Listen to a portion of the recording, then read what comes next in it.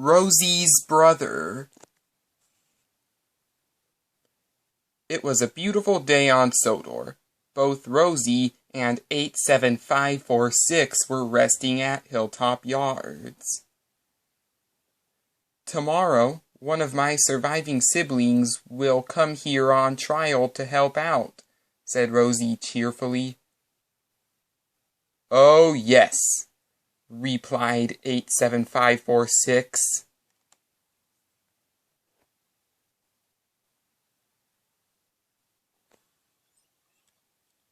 The next day, both engines saw an engine with the same shape as Rosie. Rosie and 87546 meet Paul. I will give him a trial, Sir Topham Hatt boomed. Then he left. So Rosie, you little punk, Paul sneered. Us green engines are always better than you and that blue fat face. Hey, you are super pompous, rude, and I know it, puffed 87546. Well, puffed Rosie, you were like that when you first arrived. Then Paul puffed away. I tell you, puffed 87546, I think history is repeating itself.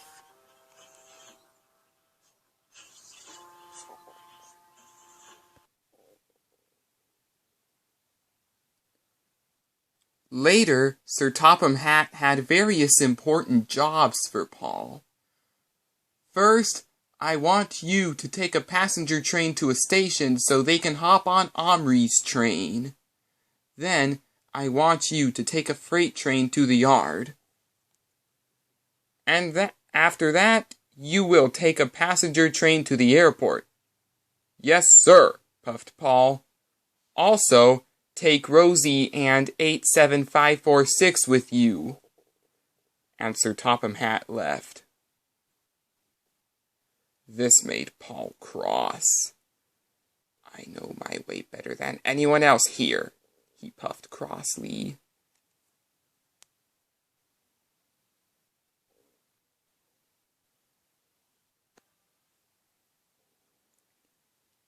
Soon the three engines were waiting. After the conductor's whistle blew, the train pulled out of the station. Please slow down, puffed Rosie. Nonsense, grumbled Paul. I'm not going to sit around doing nothing. Now hurry up, you idiots! He always has to be the arrogant brother of mine, puffed Rosie. What a fine day, isn't it? Puffed 87546. It would be if I did not have to roll behind Mr. Pompous Pistons, puffed Rosie, referring to Paul. When the three engines arrived at the station, Paul was happy, but not Rosie and 87546. Omri was there as well. The passengers left the three engines' coaches and boarded Omri's coaches. As I've been told, I'm taking these passengers to their boat. And he puffed away. Paul was still fuming, much to Rosie's and 87546's annoyance. I've had enough of all these complaints all day, puffed 87546. At last, Rosie and 87546 had enough. If you want to take this passenger train, do it yourself, they puffed.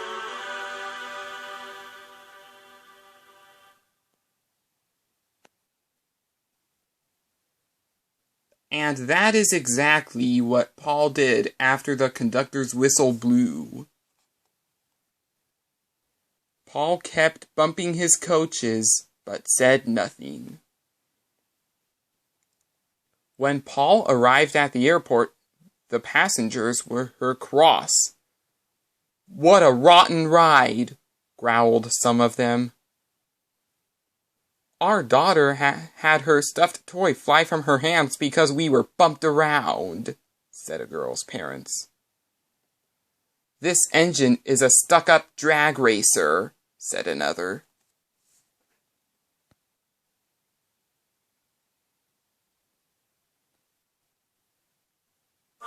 Paul was super cross.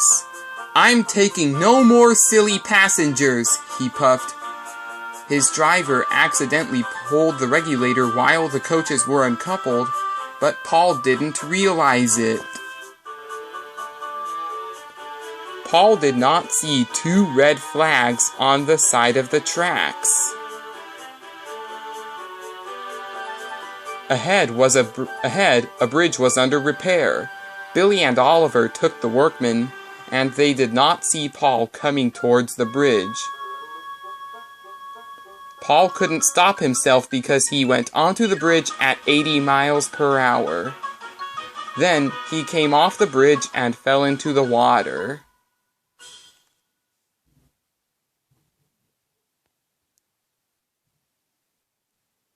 "What were you thinking?" puffed Billy crossly.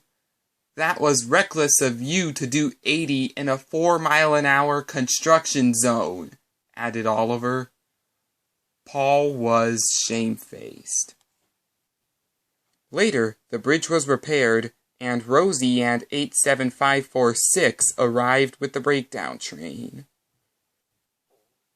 "Well," chuckled Rosie, "you have been so watery, he. Paul said nothing as he was put back on the rails. At Hilltop Yards, Sir Topham Hatt was cross with Paul.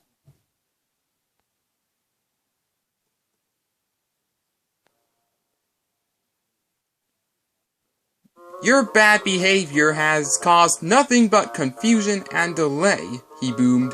"You complained about being at the back of that freight train, bumped your passengers on the way to the airport, and you also kept being rude to Rosie and 87546.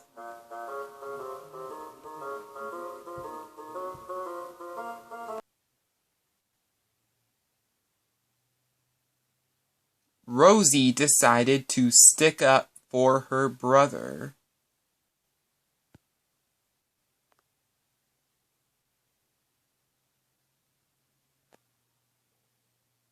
"Sir," puffed Rosie, "the day after Alice's birthday, Thomas told me about Daisy, and even though she made bad choices, she was given another chance. I know it's your choice, of course, but I just wanted you to know that." Sir Topham Hatt took Rosie's words with much thought. "You're correct, Rosie." He turned to Paul. "Even though you misbehaved today, I'm still offering you a second chance. What would you say about that?"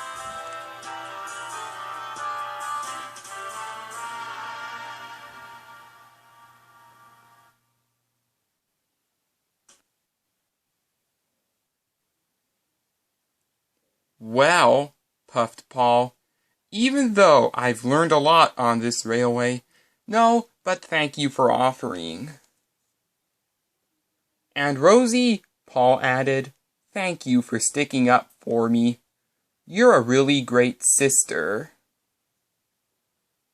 "That," puffed Rosie, "is one of the nicest things you have ever told me."